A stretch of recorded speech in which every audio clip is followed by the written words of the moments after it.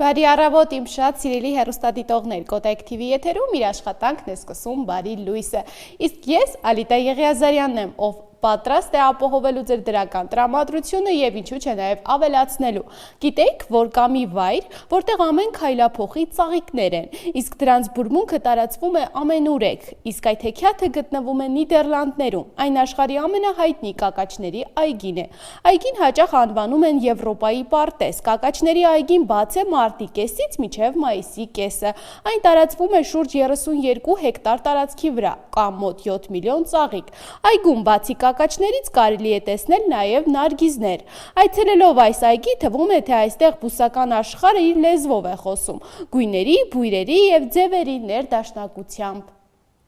Սիրելի հեռուստադիտողներ, հիմա առաջարկում եմ ունենանք երաժշտական ընդմիջում, դիտենք տեսահոլովակ, վերադառնանք եւ ես արդեն կներկայացնեմ մեր այսօրվա հյուրին։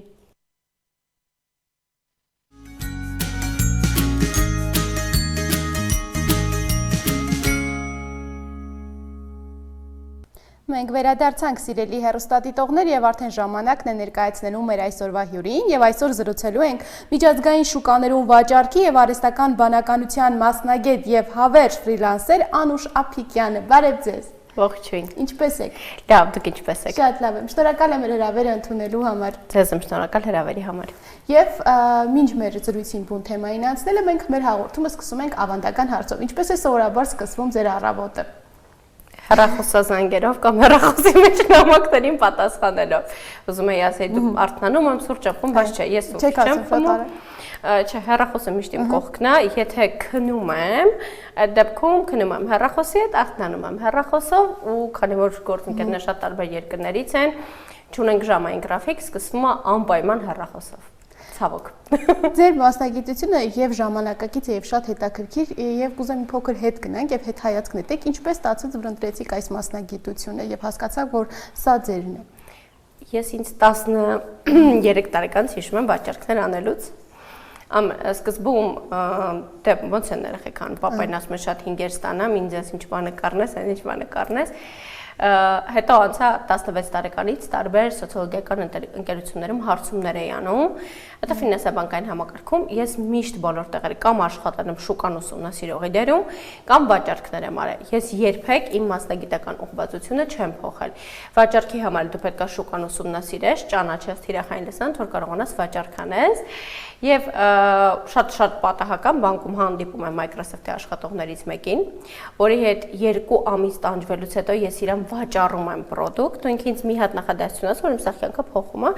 ասում եմ, ուսում եմ հասկանամ, այս քո վաճառքի սկիլերով դու ինչ ես անում բանկում։ Դու պատկերացնում ես, եթե դու սենց քո բանակցելով եւ այլն, եթե դու ինձ կարողացար համոզես, որ ես վարկ վերցնեմ, դու եթե գաս IT ինչ կանես։ Դե բոլորից ռակսան ինչ է, IT գնանք ինչ անենք, ծրագրավորում, դի սովորենք եւ այլն, ասում եմ, բայց ես ծրագրավորման լեզու չգիտեմ, ասած մի հատ կարևոր բան եմ քեզ ասում։ Մենք ծրագրավորողներս տաղանդավոր պրոդուկտներ ենք ստեղծում։ Մեզ պետք է մարդիկ, ովքեր քո նման կարողանում են այդ պրոդուկտները երկրից երկիր վաճառել։ Եվ ես ուղղակի սենց եմ, որ ասում եմ տիկնուլա, գիտակցեցի, որ ես իմ ուժեղ վաճառքի կողմի վրա հենվելով կարող եմ տեսնել ոնց կարամ մի երկրից մյուս պրոդուկտներ, սերվիսներ ծախեմ, ու թեքվեցի դեպս ուղղոցու, ես արդեն 10 տարի սկզբում իմ հիմնական աշխատանքին զուգահեռ, որտեղ շատ դժվար է, երբ որ դու բաժնի պետ, վարչության պետ եւ այլն լիքը տենց դեպարտամент տնօրինության անդամներ հասնում ես այդ փուլերը, շատ դժվար է ֆիքս աշխատավարձը թողնել եւ գնալ դեպի լրիվ ֆրիլանս ու միջազգային շուկաներ։ Մի քանի տարի զուգահեռ համ ֆրիլանս անելով, համ հիմնական աշխատանք ունենալով, հետո ամբողջությամբ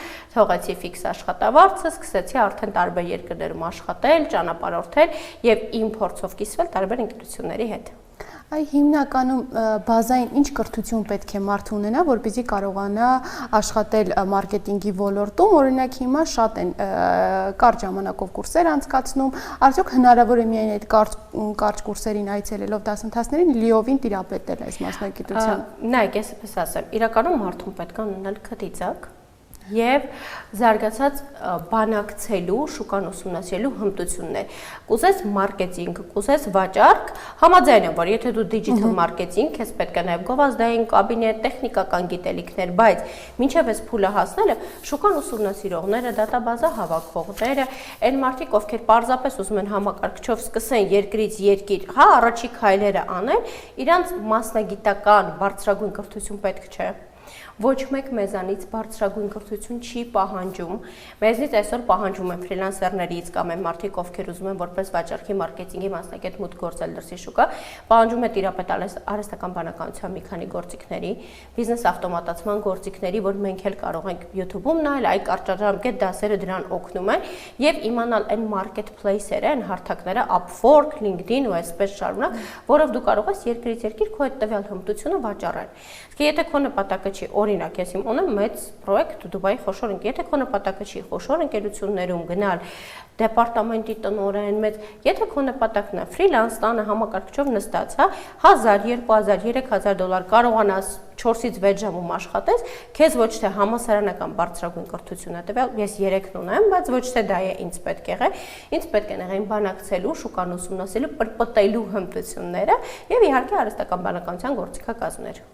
Այդ դուք նաև արհեստական բանականության մասնակից եք, դա ինչքանով է օգնում, որքանով է օգնում գործին։ Պարտադիր է։ Եթե դու հատկապես ուզում ես երկրից երկիր, իսկ թանկ մեզ վարձատրում են, եթե մենք Հայաստանում ապրում ենք ու աշխատում ենք օրինակ Ամերիկայի համար, Դուբայի համար, եթե մենք Հայաստանում ապրելով թեկուզ հեռավոր Հայաստանի համար աշխատենք, մեր վարձատրությունը էական չի փոփոխվի, բայց երբ որ մենք ապրում ենք Հայաստանում աշխատում ենք արտասահմանյան երկրների միջազգային շուկաներ, մենք իրենց համար էժան եւ որակյալ աշխատուժ ենք, ես միշտ ուսանողն ես հումորով ես օրինակը բերում եմ, հնդիկները գալիս են մեր երկիր, որտեվ իրանք մեր համար էժան աշխատուժ են եւ մեր վարձատրությունը իրանց երկրի համար բարձր է։ Հիմա արտասահմանյան միջազգային շուկաների համար էլ հեռավոր մենք ենք որակյալ,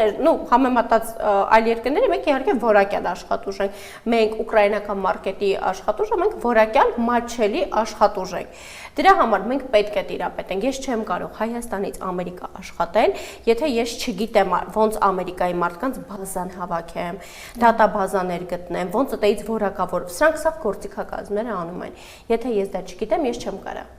Որ sense համեմատական օրինակ բերեմ, մենք Հայաստանում, եթե ուզում ենք իմանանք ով է ենթադրենք X ընկերության տնօրենը, մեր ընկերոջն ենք զանգում մեր ախպոր, ասում ենք ով է։ Ոնց կարաս այդպես իմանաս օրինակ Ամերիկայում բոլոր բանկերի աշխատողները ովքեր են իրենց մեյլերով։ Չես կարա։ Դրա համար կան գործիքներ, որոնք քեզ տալիս են բոլոր մարդկանց աշխատանք, հետաքրքրություններ, ինչ բառեր են ինտերնետում պոյս տալի, ինչ պրոդուկտներից են օգտվում, ինչ տեխնոլոգիաներ են օգտագործում, ինչ էլեկտրոնային հասցեներ ունեն, անձնական համար Telegram, այս սա հասանելի տեղեկատվություն է։ Պետք է տիրապետել գործիքներին, որ այս բազաները վերցնել ու կարողանալ կապեր ստեղծել են մարդկանց հետ, ովքեր քո նման աշխատուժի եւ քո սկիլերի մարդկանց կարիքն ունեն։ Նաև շատ մասնագիտություններին, բացի մարքեթինգից, արհեստական բանականությունը շատ է օգնում։ Իսկ հնարավոր է ձեր կարծիքով ապագայում արհեստական բանականությունը լիովին փոխարինի մասնագետին։ Շատերի վախն է, բայց ես այսպես ասեմ։ Նայեք, մինչև 2020 թվականը COVID-ն էր, պատերազմներ, RD ու պոպուլյար մասնագիտությունները QA, project manager, բոլոր ուզում են ծրագրավորում, սովորեն QA-ը։ Դրանից հետո, քանի որ մարդիկ ստիպված էին հեռավար իրար հետ աշխատել, հեռավար վաճառել, հայտնվեցին IT sales, ինչ որ ես եմ դասավանդում, IT sales մասնագետներ, որոնք դի գործիքներին տիրապետեն։ Հաջորդ դարաշրջանը հայտնվելու են AI assistant-ներ, մարդիկ, ովքեր տիրապետում են ոնց աշխատացնեն արհեստական բանականության գործիքները։ Ինքը AI-ը մեզ չի փոխարինում, մեզ օգնում է մեծ տեղեկատվությունները տարբեր տեղերից կարճ հավաքել, մեզ օգնում է գրագետ ռազմավարություններ ստեղծել, հա, նյուանսներ իմանալ, խնայում է մեր ժամանակը, բայց միևնույնն է, երբեք արհեստական բանականությունը ոչ կարա մարդու նման ճիշտ կոնտենտ գրի, ոչ մարդը մեկը պետք է լինի, որ նախ ճիշտ աշխատացնել կարողանա AI-ը, երկրորդը AI-ի տված ինֆորմացիան միևնույնն է humanized մարդկային ձևով պետք է փոխել ու նյուանսներ կա, երբեք ամենալավ AI-ն է միևնույն չի կարողանա անի։ Դու գիտես քո նախկին հաճախորդը ով է, ինչ ես հետը խոսացել, հիմա ինչ պետք է հաջորդի իրան գրես, սա AI-ը չգիտի։ Նաև Տիկին Ափիկյան, մարդիկ հիմա շատ ընտրում են այս մասնագիտությունը, որովհետև մտածում են, որ կարող են մեծ վաճառքներ անել եւ ինչու՞ չէ նաև բավականին մեծ գումարներ վաստակել։ Ձեր կարծիքով ինչ եք սովորացնում նաև ձեր աշակերտներին, ինչպես դառնալ ոչ թե պարզապես վաճառող, այլ հենց մասնագետ դառնալ։ Նայեք, ես դասընթացներս բաժանել եմ 3 խմբերի։ պետք է հասկանանք առաջինը ձեր նպատակը որն է։ Եթե դուք պարզապես ուզում եք տիրապետել մի քանի արհեստական բանականության բիզնես ավտոմատացման գործիքներ եւ ֆրիլանս սկսել աշխատել, պարտադիր չի վաճառքի մասնագետ։ Այս նույն գործիքներին տիրապետել դու կարաս հաճախորդների սպասարկում անես, մեյլերի նամակներին պատասխանես, շուկայի ուսումնասիրություններ անես, ֆիդբեք մենեջեր անես Facebook, Instagram-ում, կարաս բազաներ հավաքես այդ մարդկանց կոնտակտները, տվյալները, 10 վաճառքի մասնագետը վաճառք անի։ Ուրեմն մարդիկ, ովքեր զուտ ուզում են ֆրիլանսեր լինեն, իրանք ինձ մոտ սովորում են Freelancing Plus AI ինֆոպրոդուկտ ունենք 30 դաս վիդեոդայնագրություններով, իրանք սովորում են միջազգային շուկաներում իրենց հմտությունը վաճառել, պարտադիր չի վաճառք։ Դու կարաս մարքետոլոգ լինես, դիզայներ լինես, այս դասընթացը քեզ բացի Upwork, LinkedIn-ից բոլոր մարքեթփլեյսերն ու գործիքակազմերն է սովորում, որ դու հեռավար աշխատես։ Երկրորդ խումբը ճիշտ է, այն մարդիկ են, ովքեր ուզում են միջազգային շուկայում դառնան IT sales կամ միջազգային շուկաների վաճառքի մասնագետ։ Ստեղ ես միշտ ուսանողներին նշում եմ, ընկերներ, մեր ճանապարհը 3-ից 6 ամիս է։ Այս մասնագիտությունը կարող են ընտրել այն մարդիկ, ովքեր նվազագույնը տիրապետում են B1 մակարդակի անգլերենի, եւ ցանկալի է 3-ից 6 ամիս հետո դասերին զուգահեռ անգլերենը հասցնել B2-ա, պարտադիր պայման է, եթե ես ուզում եմ երկիր կարողանամ վաճառք անեմ, բանակցեմ եւ այլն։ Այս խմբում մենք ունենք շատ լավ գերազանց կադրեր։ Սա մեկ են մասնագետներն, ովքեր մասնագիտություն են փոխում գալի IT sales-ը սովորում։ Ես բժիշկ եմ գալիս եմ IT sales, ես լեզվի մասնագետ եմ գալիս եմ IT sales, ես խանութում վաճառողի եմ թեկվում եւ այն մարդիկ, ովքեր նախկինում ունեցել են վաճառքի սպասարկման փորձ, բայց ոչ IT-ում եւ ոչ միջազգային շուկայում։ Իրանք շատ լուրջ հաջողությունների են ստեղ հասնում։ Ուրեմն 3-ից 6 ամիս, 3 ամիս մեր դասընթացներն են։ Դրանից հետո ես իմ կապերի եւ շնորհիվ հնարավորություն եմ ստեղծում, սա ուսանողից է կախված, մասնակցել միջազգային ընկերություններում պրակտիկայի։ Ձեզ հեռաբար ընդունում են internship-երի։ Հաճախ լավագույններին internship-ի ժամանակ վճարում են։ Մենք ունենք տարբեր երկրներում կոնֆերանսներ, որոնց այս պահին օրինակ ունենք մոտ 47 կոնֆերանսի cover, որտեղ իմ գործընկերները ուսանողին սովորելուց հետո internship անցնելուց հետո ամբողջությամբ ծախսը փակում են, որ ուսանողը գնա միջազգային կոնֆերանսի, այնտեղ բանակցի, իրենց պրոդուկտը ներկայացնի, հետ գա։ Այսինքն դու ձեռք ես բերում գիտելիք եւ փորձ։ Ստեղ այո, եթե դու 3-ից 6 ամիս ճանապարհ ես անցնում, դու կդառնաս լավ մասնագետ, դու կունենաս միջազգային փորձ քո CV-ում, որը որ նախկինում դատարկ չէր, դա շատ կարևոր է, ասում գալիս են փորձով մարդիկ, հա։ Դու ունենում ես միջազգային փորձ եւ դու ունես ռեալ պրակտիկ кейսեր, եթե դու լավ ուսանող ես, ոչ թե քեշից հանձնվել ես, քո բոլոր գործերը կիսատես թողել, դժվար է ճանապարհ ընտրելը, երբ որ դու մասնագիտական ուղի ես փորձում, երբ որ մեծ չեկեր ես գնում դժվար է։ Բայց մյուս կողմից դու ունես CV-ում 6 ամսվա փորձ եւ եթե մենք ուղղակի իրար հետ եթերից հետո բացենք 2-3 հարթակ ու դու տեսնես սկսնակ մասնագետը, որ ունի 6 ամսից 1 տարվա փորձ, ինքը հանգիստ աշխատում է $1000-2000, հանգիստ, այդ էլ մեկ նախագծից։ Եթե ես մի փոքր արդեն ոնց որ շուստրի եմ, եթե ես մի փոքր ավելի այդ նյուանսային բաները սովորեմ, 1-1.5 տարի հետո ուսանողները նվազագույնը 2-3 նախագիծ են վերցում, կախված ինչքան ես քեզ ուզում տանջես։ Նաև երբ որ ուզում ես լավ մասնագետ դառնալ, նաև պետք է ընտրես ճիշտ այնպիսի մասնագետ, որ կարողանա քեզ ճիշտ ուղղություն տալ, քանի որ հիմա այս ոլորտը զարգացած է, մասնագետներն են շատ, դասընթացներն էլ, դպրոցներն էլ շատ են։ Երիտասարդներ, ովքեր նոր են ուզում մուտք գործել, ինչպես ճիշտ մասնագետ ընտրեն։ Գիտեք, այնքան դժվար է, երբ որ մասնագետն է դրա մասին խոսում, ես փորձեմ զուսպ ու հակերճ իր մասին արտահայտվել, հա։ Ուրեմն երբ որ տարիներ առաջ նոր IT sales-ը մուտքեր գործում շուկա, ես էի Հայկույն Երթանգյան, ընդամենը հատուկենտ մասնագետներ էին, ովքեր ունեին ես ռեալ լուրջ ընկերությունների հետ փորձեր ունեմ։ Google-ի հետ պրոյեկտ ունենք, Forbes-ի խոշոր բիզնեսմենների ու այդ բոլորը իմ LinkedIn-ում հրապարակային տվյալ ընկերությունների նշած պրոյեկտներ, սա եմ նշում, որովհետև հազար ներողություն եմ խնդրում, սա ամբարտավան կամ մեծամիտ կեցվածք չի, մենք չունենք այս պահին շուկայում մասնագետ, ով որ դասավանդում IT sales եւ ունի իմ փորձին հավասար փորձ։ Կան մասնագետներ, որոնք չեն դասավանդում, իրենց ընկերություններն ունեն իրենք դրսի շուկա, բայց IT sales-ում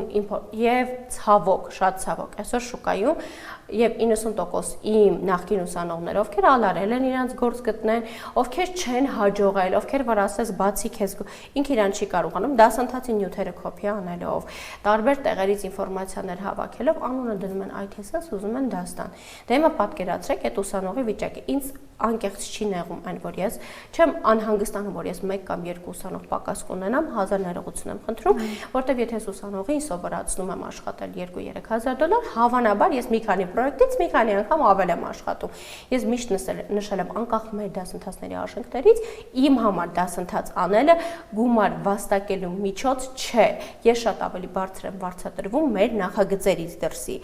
Սա իմ նախասիրությունն է, սա իմ պատերազմից հետո նախաձեռնողականության հաջորդականությունն է։ Եվ երեխեքի մոտ առաջանում է հիասթափություններ։ Գնում են Upwork, LinkedIn 3 հատ կնոպկա սովորում են, չեն կարողանում իրանց ռեալիզացնել։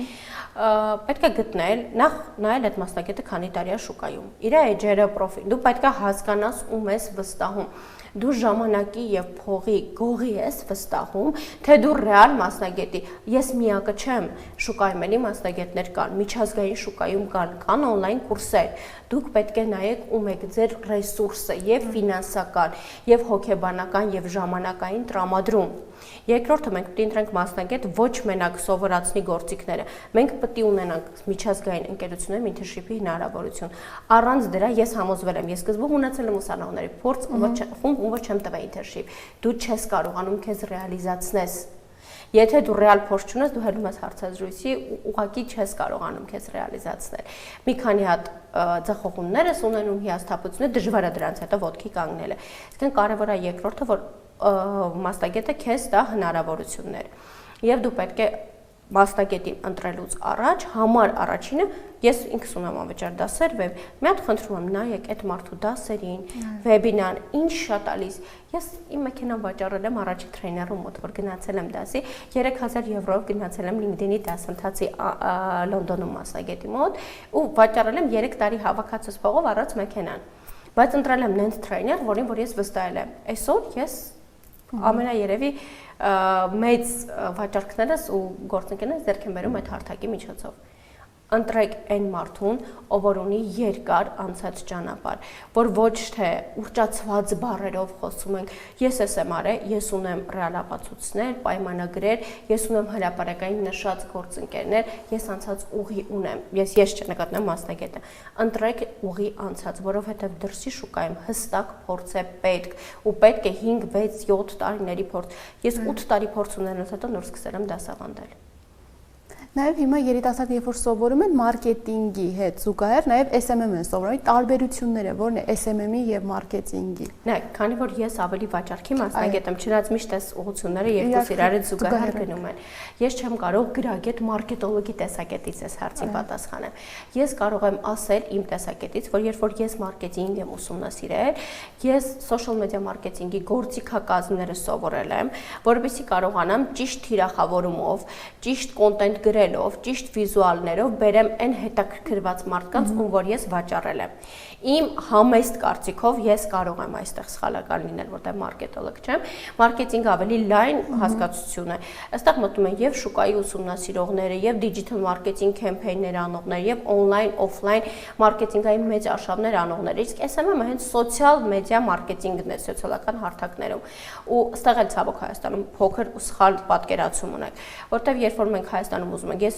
ուզում եմ իմ համար գտնեմ social մեդիայի մասնագետ, ինքը գիտի միայն Facebook, Instagram։ Սոցիալական մեդիան երբեք չի սահմանափակվում Facebook-ով եւ Instagram-ով։ Առավել եւս, եթե մենք ուզում ենք մեր այս հմտություններով, մեր SMM մասնագետի հմտություններով դրսից մեծ պրոյեկտներ վերցնել, մենք պարտավոր ենք Twitter, VKontakte, LinkedIn, այս բոլոր հարթակներին եւ email մարքեթինգի գործիքակազմներին տիրապետել։ Ստեղ ստիպված եմ ասել, որ կարճաժամկետ դասընթացները գրեթե անիմաստ են։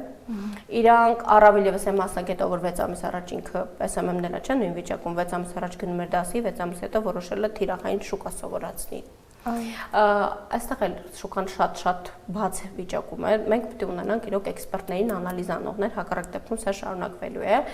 Եթե ձեզ սովորացնում եք Facebook, Instagram եւ մաքսիմում LinkedIn-ում պոստեր գրել, ոչ թե լուրջ գովազդային կաբինետներ, արշավներ, ձեզ պետք չի այդ մասնագետը, ընդհանրապես այդ տրեյները ձերը չի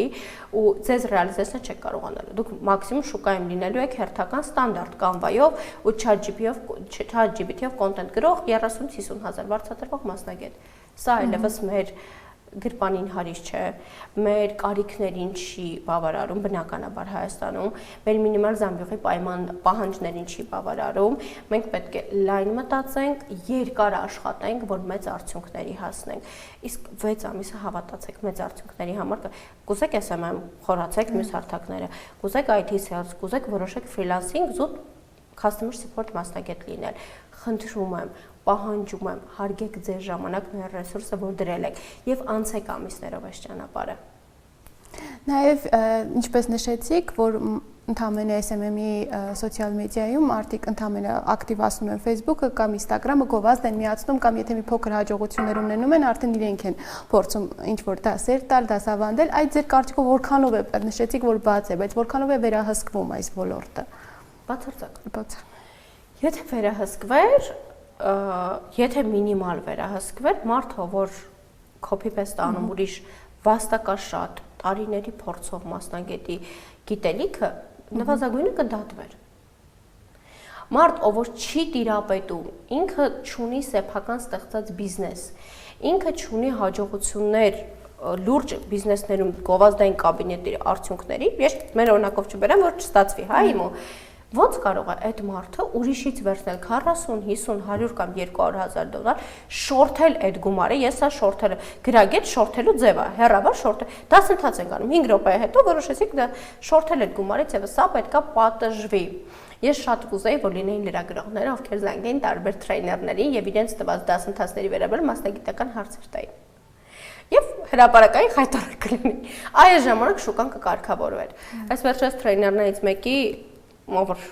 IT sales-ը դասավանդում, իմ օրինակապտի բերեմ, դասընթացի թեմաներն եմ կարդում, ուշադրություն։ Ուրեմն գրած է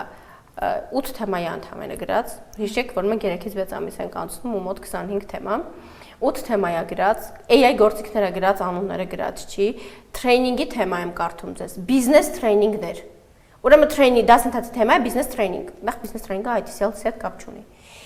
Բիզնես տրեյնինգը դասընթացի թեմա չի կարա լինի։ Ինքը IT sales-ի մեջ ընդհանրապես չի կարող մտնել։ Սկսած, որ անգրագետ կառուցվածքի դասը, SMM-ի բանը նույնը կարդում գրած է, Facebook, Instagram եւ այլ հարթակների խորը թիրախավորման ուսուցում։ Սա թեմայի անունն է։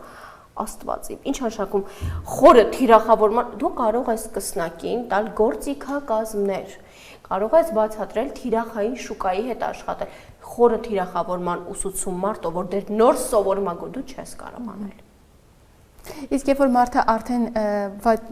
բավականին չափով տիրապետում է գործիքին եւ կարողանում է նաեւ վաճառքներ անել, ձեզ մոտ միայն սկսնակներին սովորացնում եք, թե նաեւ վերապատրաստման դասընթացներ ունեք։ Ես ունեմ պրոֆեսիոնալի խումբ, որտեղ իմ մոտ գալիս են տարբեր ընկերությունների, ես հպարտության Philip Morris, Coca-Cola, շատ խոշոր ընկերությունների, դե Հայաստանում UAE-ում տարբեր բանկեր, վաճառքի բաժնի ղեկավարներ, դեպարտամենտի տնօրեններ, top մենեջերներ եւ այն մարդիկ, ովքեր ունեն սեփական բիզնես եւ ուզում են հանեն դրսի շուկա։ Այո, ես ունեմ տենց խմբեր, ես ունեմ պրոֆեսիոնալների խումբ, որ ֆանտաստիկ կադրեր ունեմ այդտեղ։ Ես մարդիկ ունեմ այնտեղ, որ ես իրանցից սովորում եմ։ Ես իրանց հետ աշխատելուց եւ իրանց փորձից հիանում եմ ուղակի։ Այո, այդ մարդիկ ոչ թե ես թույլ կտամ ինձ ասեմ վերապատրաստում եմ, վերջերս իմ ուսանողը մարդեր ում գրքերով ես մեծացել եմ։ Ում գրքերը կարդալով ես մեծացել եմ։ Ես ինձ ոչ թե թույլ կտամ ասեմ, ես վերապատրաստել եմ տվյալ խմբի։ Ես ինձ թույլ կտամ ասեմ, ես փորձի փոխանակում եմ արել պրոֆեսիոնալ մարդկանց հետ։ Ես փոխանցել եմ միջազգային շուկաների իմ փորձը, իրենցից իրենց բիզնես ստեղծելուց, իրենց անցած ճանապարհի հանդիպած փորձն եմ վերցրել։ Ես ինձ թույլ եմ տալի այսպես արտահայտվել։ Իսկ երբ որ աշխատում եք բավականին երկար տարիների աշխատում եք եւ հայ հաճախորդների եւ օտար երկրա, ինչ տարբերություն եք նկատում այս երկու երկրների միջև հաճախորդների։ Բնականաբար բավականին մեծ է։ Տեսեք, մենք Հայաստանում ունենք ընդհանրական մոտեցում, երբ որ առավել եւս ես թերևս այս պահին ամենաբարձր վարձատրվող մասնագետներից եմ, ոչ մենակ Հայաստանում, այլև մեր ապահատ տարածաշրջանում, եթե մենք outsource ենք անում կամ դասընթացավար, ես չեմ ասի ամենաբարձր կամ կասեմ ամենաբարձր վարձատրվողներից մեկն է։ Մեր լոկալ շուկայում մենք ունենք ու ես դրան պատրաստ եմ, ինձ դա դուր է գալիս, որտեվ ես իմ վերջած գործը միջև վերջացնել եւ պատասխանատվություն կրել կարողանում եմ։ Բայց մեր շուկայում սովորաբար մենք սովորենք մեկ մասնագետից ավելի շատ բան ուզենք։ Վերցնում ենք վաճառքի տրեյներ, ուզում ենք մեր մարքեթինգն էլ, ուղի մեր ավտոմատացման process-ը, հասկանում եմ, որ ես դա գիտեմ։ Բայց մենք չունենք ըստ ուղղվածությունների, մեր բյուջեից, մեր պատկերացումներից, մենք սովորենք առավել եւս հայ ենք դե մեկս մեկին մի բանով օգնել մոտեցումը ունենք Հայաստանում մեկ մասնագետից չեմ ասում բոլոր գործընկերները ես ֆանտաստիկ լավ գործընկերներ ունեմ ու այդպես չէ բայց մեծամասամբ մենք մասնագետից շատ ավելի շատ ենք ուզում եւ երկրորդ մասը մենք դժվար ենք ինքներս մեր պատասխանատվության կտորը անում երբ որ ես դասընթաց եմ անցկացնում ընկերության տալիս եմ հարթակներ գործիքներ տեքստերը գրում ենք մնում է դրանից հետո հետևողական օրինակի մեր մարքեթինգ արշավներ անել իրենց ավտոմատացումները դրսի շուկայի B2B հարթակները աշխատացնել առաջի 2-3 շաբաթը երբ որ իմ էներգիան հələ հերիքում ախմբի անում են դրանց վերցնում են մի հատ մեծ նախագիծ մոտ մի հատ օրինակ 100,000-ի նախագիծ վերցրեցին բավարարվում ենք դրանով մինչդեռ ընկեր եթե դու 100,000-ի նախագիծ վերցրեցի 3 ամիս դասընթացի գիտելիքով ու 2 շաբաթ ճանճվելով գիտակցում ես չէ որ խումբդ մեծացնես կվերցնես 2 հատ տենց 3 դրսում դրիվ հակառակն է դրսի գործընկերը եթե ինձ վերցել է միայն LinkedIn հարթակ դասավանդելու կամ ուղղություններ ցույց տալու համար ինքը բացառապես ինչքան է գիտե որ ես շատ լավ գիտեմ արհեստական բանականության գործի երբեք ես այդ ուղղությամբ հարց չեմ ստանում դասի ժամանակ եթե ես տվել եմ դրսի գործընկերներին նո շատ խոշոր ընկերությունների հետ եմ աշխատում եթե ես դրսի գործընկերոջը տվել եմ այսքան գիտելիք ինքը կվերցնի 6 ինտերն տարբեր երկրներից հերավար տարբեր փորձաշրջան անցնող մարդկանց կվերցնի բոլոր տվածս գործիքակազմերը կփորձարկի որ տեսնի իր բիզնեսի համար որն է աշխատում Հավանաբար նեղ մասնագիտական ուղղությամբ դրսի գործընկերը քեզ ավելի շատ է քամում, բայց այնտեղ արդյունքիցս ես ավելի գոհ եմ լինում։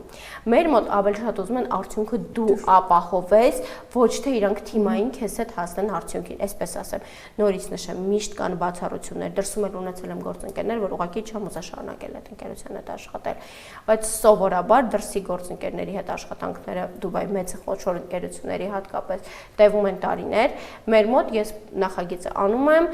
որակյալ գիտելիքը տալիս եմ վստահ տալիս եմ ես միշտ այդ ֆիդբեքները վերցնում եմ ես ուշադիր հետևողական եմ հա լսարանին եւ միջև լավ արդյունքի չհասնեմ ես երբեք որևէ կորպորատիվ ընկերությունից դուրս չեմ գալի եւ լոկալ եւ միջազգային շուկայում հստակ վաճառքներ ավելացնել կարողանում եմ ես պատասխանատվություն կրում եմ դրա համար այդ գործիքները եւ լոկալի համար են աշխատում եւ դրսի ես ավելի հայտնի եմ դրսի շուկան բայց լոկալ շուկայի եւ բանկեր եւ վարկային կազմակերպություններ Եվ IT ընկերություններ եւ արտադրական նույն այդ գործիքակազմերով կարելի է ֆանտաստիկ արդյունքների հասնել։ Բայց մեր մոտ ես անում եմ նախագիծը, տալիս եմ գիտելիքը, համոզում եմ որ թիմը կարող ու անում է, գնում եմ այն կողմ։ Դրսում հաճախ երկար աշխատում ենք, այդտեղից է ստեղծվում են կապեր, որ իմ ուսանողներին են հետո հեռավար վերցնում աշխատանքի, ուսանողներին են տանում էքսպոների, ցենց երկարատև համագործակցություններ են լինում։ Նաև դասընթացներից, երբ որ նշեցիք, որ նաև մեծ ընկերությունների գալիս են եւ ուզում են, որ իրենց ապրանքները կարողանան դրսի շուկա հանել, ինչպես եք նրանց օգնում, ինչպես է հնարավոր գրավել դրսի շուկային։ Շատ կախված է ինչ արտադրությունը։ Եթե սա օրինակ պարենային մթերքների արտադրությունն է, ես ինձ այդտեղ էքսպերտ չեմ համարում, որտեղ որ ես իսկապես խորի գիտելիքներ ունեմ, ես ընտրում եմ իմ ուղղվածությունը, հա։ Եթե սա պարենային մթերքներ են, եթե սա արտադրություններ է, սա հեռավար ծառայությունների ոլորտա ոչ IT, ես հստակ իմ գործիքակազմերով կարողանում եմ, որոնց դիստրիբյուտորներին գտես, ինչ կապեր ստեղծես, ոնց կարողանաս դատաբազա, որտեվ սա ամենակարևորն է, դու կապեր ես ստեղծում, որ կարողանաս պրոդուկտը հանես։ Բայց պարենային մթերքները ունեն լիցենզիաների խնդիր, ունեն պետական կառույցների հետ աշխատելու խնդիր, ես այս կտորը ինձ վրա վերցնել երբեք չեմ կարող։ Դե այս ուղղությամբ ես հստակ ցույց եմ տալի ինչ գործիքներով կապեր ստեղծել ես թիմը հստակ վերապատրաստում եմ դրսի էքսպոներին ոնց ներկանալ ոնց բանակցել ամեն երկրի հետ ինչպես աշխատել որ այնտեղի դիստրիբյուտորին համոզես հենց քո պրոդուկտը վերցնի սա այս բոլոր նյուանսները տիրապետում եմ եթե խոսքը գնում է IT ընկերությունների SaaS պրոդուկտների մարքեթինգային սերվիսների մասին այստեղ ես զուգը ջնում եմ Ես իդեալական անթերի վստահ գիտեմ ոնց յուրաքանչյուր SaaS product հասցնել միջազգային շուկա, ոնց գտնել թիրախային լսարաններին, ինչ գործիքներով իրանց հետ աշխատել, ոնց այսօր շատ պահանջված մարքեթինգային դուք SEO եք անում, դուք անում եք digital marketing, SMM, դուք կարող եք դրսի վրա մի քանի անգամ ավել պրոյեկտներ անել։ Նման ընկերությունների համար ես միանշանակ ոսկե տրեյներ եմ, միանշանակ, այս իմ տեղն է, այստեղ ես վստահ գիտեմ, որ կարողանում եմ արդյունք տալ։ Պարզապես կրկնում եմ, պետք է հետևել իմ տվածին, պետք է անել աշխատող հարթակները, որպեսզի դու ունենաս ոչ թե օրինակ 200-300 հազար դրամի SMM պրոյեկտ, այլ ունենաս 2-3 հազար $-անոց նախագծեր։ Իսկ ինչպես եք պատկերացնում այս ոլորտի ապագան մեր երկրում։ Ուզենք չուզենք, մենք գնալու ենք մեծ չեկերին, ցավոք մենք ապրում ենք ոչ կայուն տարածաշրջանային իրավիճակում, երբ որ ցանկացած պահի մենք էլ կարող ենք լինել պատերազմող երկիր, մենք գտնվում ենք պատերազմող երկրների եւ բնականաբար թշնամիների մեջտեղում, եւ մենք ստիպված ուզենք չուզենք, մենք պետք է սովորենք երկրից, պետք է սովորենք երկրից երկիր աշխատել։ Մենք պետք է այս գործը հակառակ դեպքում ցավոք սրտի մենք կարող ենք հայտնվել իրավիճակում, շատ ցավալի էր ինչ որ եղավ մեր հայրենակիցների հետ, որ մենք հայտնվենք մի երկրում ու չիմանանք ոնց մեզ այդտեղ ռեալիզացնենք, ոնց աշխատանք գտնենք, ոնց շփվենք, ինչ անենք, որ այնտեղի մի քանի միլիոն բնակչության մեջ մենք պահանջված կադր լինենք։ Նման իրավիճակում, նման քաղաքական, տնտեսական իրավիճակում, որ մեր երկիրն է, մեր համար պարտադիր է տիրապետել հեռավար աշխատելուն։ Մենք պետք է կողմնակի գումար աշխատենք դրսի շուկայի վրա ու այդ գումարները բերենք մեր երկիր։ Նախ մենք, երբ որ 1000-ից 2000 $-անոց նախագծեր ենք անում դրսի վրա, բարձրատրվում ենք Հայաստանում, ենք բարեկեցիկ կարողանում ենք այս գումարով ապրել, եւ երկրորդը բնականաբար այդ գումարը մեր երկիր է գալի, նպաստում է մեր տնտեսությանը, այդ բոլոր չեն փոխարժեքների փոփոխությունները եւ ամեն ինչը, սա ի նպաստ մեզ է եւ աղմուսորում որպես քաղաքացի ոչ թե պետք է գնանք ու փորձենք, չգիտեմ, մերակցություններով եւ այլն, մեր ֆինանսական ներդրում ունենանք տեխնոլոգիաների զարգացման, ես շատ քիչ եմ սրա մասին խոսում, եկամուտի 20%-ը միշտ ես տարբեր խավերի կրթությանն եմ ուղղում տարբեր երկրներում ու չեմ հիմնականում դրա մասին հրապարակում, բայց ցանկալի է որ մենք շատերս ունենանք եկամուտ, կողմնակի եկամուտ լավ կողմն է, թե մեր կողմնակի եկամուտից մաս հանենք, որպես քաղաքացի, որպես պատասխանատու անձ ի բարօրություն մեր երկրի։ Մենք եթե այս ուղին բռնենք, չեմ ասում մեր միայն օֆիսը, եթե մենք այս ուղին բռնենք, մենք կողքից գումար աշխատենք, մենք մեր ռեսուրսը ներդնենք ավելի լավը դառնանք եւ միշտ չենք անհանգստանա գումար աշխատելու համար, որտեղ է լինեմ, ես գիտեմ իմ համակարգչով ու հեռախոսով կարող եմ հացից գումարը վաստակել։ Իսկ միգուցե եթե իրավիճակը ավելի նպաստավոր լինի, բարեկեցիկ էլ ապրել։ Երկրորդը ես որպես քաղաքացի իմ պարտքն եմ մասնակի անում մյուս քաղաքացիների հանդեպ, իմ ներդրումն եմ ունենում իմ երկրի, իմ տնտեսության, իմ հետ հավասարակից ազգակից բնակչի հանդեպ։ Կարծում եմ մի քիչ պաթետիկ է հնչում, հա, բայց պաթետիկ է հնչում, բայց միևնույնն է, եթե մենք այս մոտեցումն ունենանք, սկսենք դրսից շատ փողեր բերել Հայաստան, պատկերացնում եք, չէ՞, իմ նման ու իմ ուսանողները շատ է սկսեն ֆրիլանս աշխատել, այդ փողը տան, որ մեկը 20%-ը, թեկուզ 20% իրակ, մեկն է գնա դա սովորի, երկրորդն է, երրորդն է, չէ՞, այս շրջափուլը ինչքան մեծ կարող է լինել, շրջանակը ինչքան մեծ կարող է լինել ու ինչ լավ արդյունքների կարող ենք հասնել ստեղ ուղղակի։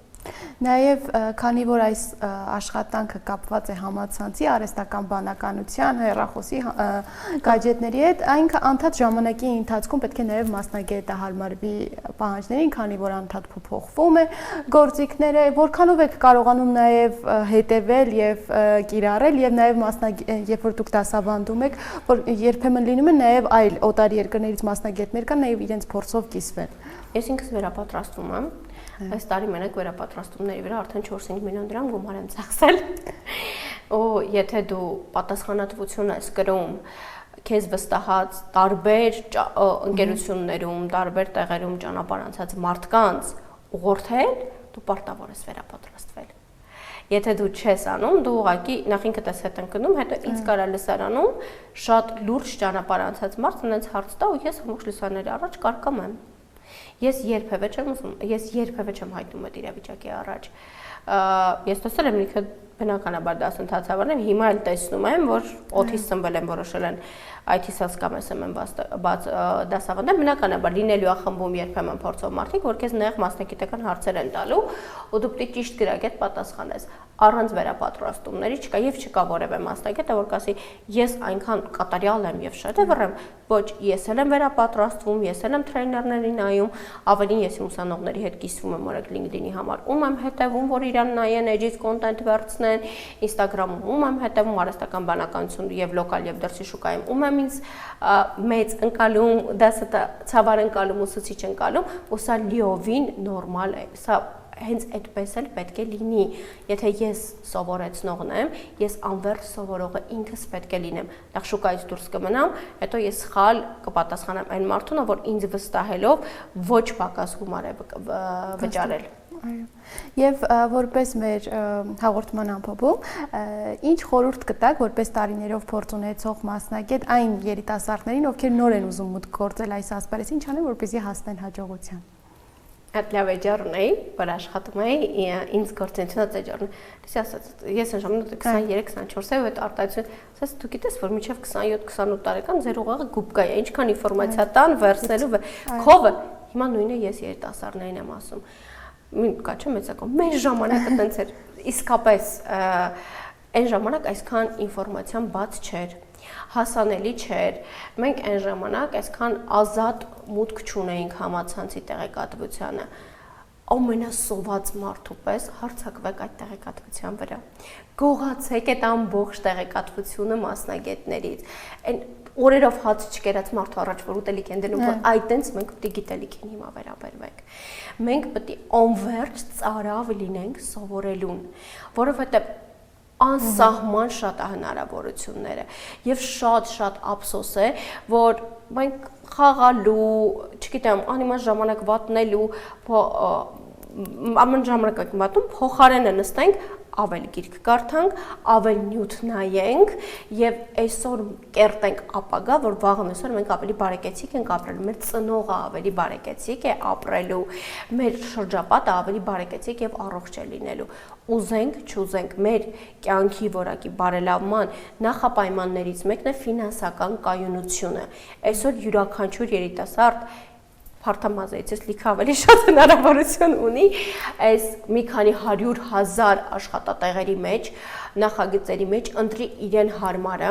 եւ նույնիսկ ուսանող ժամանակ կողմնակի գումարներ աշխատի, բացահայտեք ձեզ համար այդ հնարավորությունները։ Կուզեք դասընթացի գնացեք, կուզեք YouTube-ում նայեք, կուզեք ChatGPT-ին հարցրեք ինչ անվճար կուրսեր կա, որով ես կարող եմ սովորել ֆրիլանսինգ։ Ինքը կասես ինչ հարթակ է, կասես շատ լավ, խնդրում եմ կասես այդ հարթակի լավագույն անվճար դասերը, որոնք են, հուշում եմ, որ սորսը վերցրեք, ուսումնասիրեք, կդժվարանաք, ինչ որ մի կետի հասենք, ընտրեք ձեր համար coach, trainer, մարդը, որ փորձը անցել է, մի եկեք դասընթացի, LinkedIn-ում նայեք մարդը, որ շատ այդ փորձով անցել, գրեք, թող խնդրեք ձեր այդ փորձով կիսվի, բայց արեք ձեզ համար։ Շնորհակալ եմ շատ հետաքրքիր ինֆորմացիոն զրույցի համար։ Ձեզ նույնպես շնորհակալ եմ, լավ օր եմ մաղթում։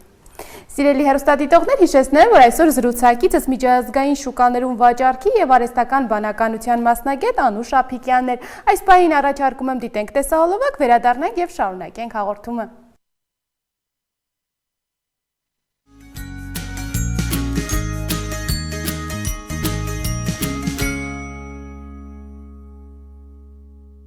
Հարգելի հեռուստադիտողներ, հիմա կխոսենք մի թեմայից, որը ցավալիորեն դարձել է մեր ժամանակների ամենատարածված ու ամենավտանգավոր հիվանդություններից մեկը։ Դա սրտամկանի ինֆարկտն է, որը ամեն օր հազարավոր կյանքեր է խլում։ Սրտամկանի ինֆարկտը իրենից ներկայացնում է սրտամկանում մեկ կամ մի քանի մեռուկացման օջախների առաջացումով։ Այս խնդիրը առավել հաճախ հանդիպում է 40-ից 60 տարեկան մարդկանց մոտ եւ առավել հաճախ հանդիպում է տղամարդկանց մոտ։ Որպես կանոն սրտամկանի ինֆարկտի հիմնական պատճառը աթերոսկլերոզի հետևանքով սրտի պսակային զարկերի ախտահարումն է, որը հանգեցնում է դրանց լուսանցքների նեղացմանը։ Այս խնդրի հիմնական ախտանիշներն են կրծքում ուժգին ցավերի երկարատև նոպան, պայմանավորված սրտամկանում արյան, սննդանյութերի եւ թթվածնային պահանջի սուր անբավարարությամբ։ Նոպան կարող է տևել մի քանի ժամ, երբեմն նույնիսկ օր, ուղեկցվելով խիստ թուլությամբ, մահվան հանդեպ վախի զգացումով, ինչպես նաև հևոցով եւ սրտի աշխատանքի խանգարման այլ ախտանիշներով։ Այս ախտանիշներից գեթ մեկը ունենալու դեպքում անհրաժեշտ է դիմել բժշկի, քանի որ սրտամկանի ինֆարկտի լիարժեք բուժում հնարավոր է միայն հիվանդանոցային պայմաններում։ Հիվանդության սուր շրջանում պահանջվում է բուժանձնակազմի մշտական հսկողություն, քանի որ առաջին նոպայից հետո հնարավոր է նաև դրանք կրկնվեն առավել ծանր ձևով։ Այս խնդիրը սակայն հնարավոր է կանխարգելել։ Կանխարգելման կարևոր քայլերից մեկն է չծխելը, ալկոհոլի չչարաշահելը։ Սննդակարգում ավելացրեք միրգն ու բանջարեղենը, խորհուրդ է տրվում նաև սահմանափակել աղի, շաքարավազի, կարմիտ եւ վերամշակված մսի օգտագործումը։ Կանխարգելման կարևոր քայլերից է նաև առողջ ապրելակերպը եւ բավարար քունը։ Իսկ այս պահին առաջարկում եմ ճանապարհորդենք դեպի կենտրոնական Ամերիկայի սիրտ, մի երկիր, որտեղ արևադարձային բնությունը միաձուլվում է կենսունակ խաղաղքներին, իսկ անցյալի արմատները համադրվում են ժամանակակից կյանքի զարկին։ Հիմա առաջարկում ենք տեղափոխվենք դեպի Պանամա։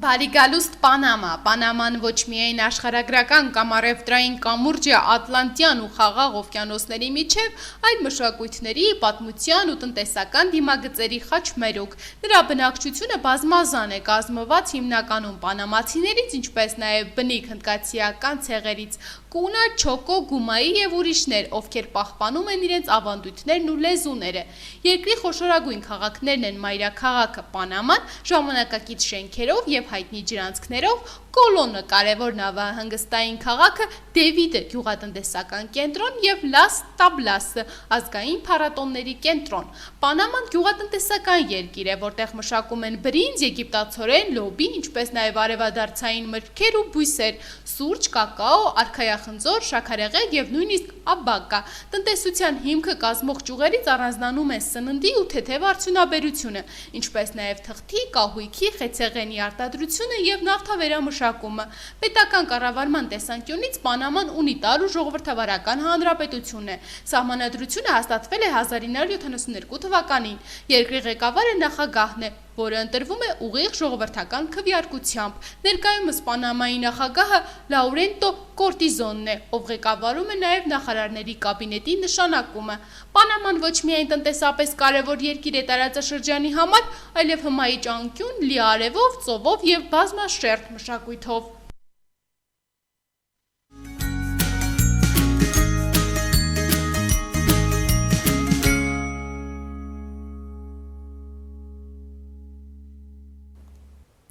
Իմ շատ սիրելի հեռուստադիտողներ, այսօրվա համար նախատեսել էինք այսքանը, ձեզ մաղթում եմ հաճելի օրվա շարունակություն, եղեք առողջ, հաճախ շփտացեք, իսկ մենք արդեն կհանդիպենք վաղը։